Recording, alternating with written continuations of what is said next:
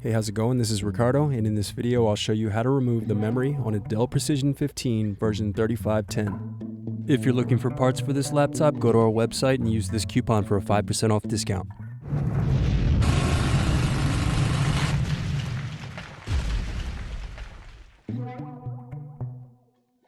First loosen screws, then use fingers to separate and remove bottom base.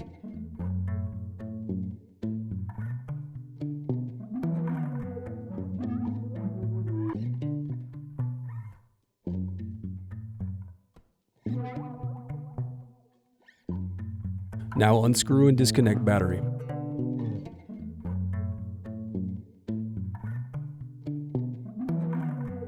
Next, separate clips and remove memory.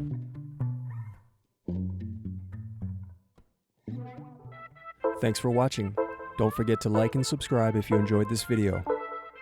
And if you need more, check out this playlist to watch other tutorials for your laptop.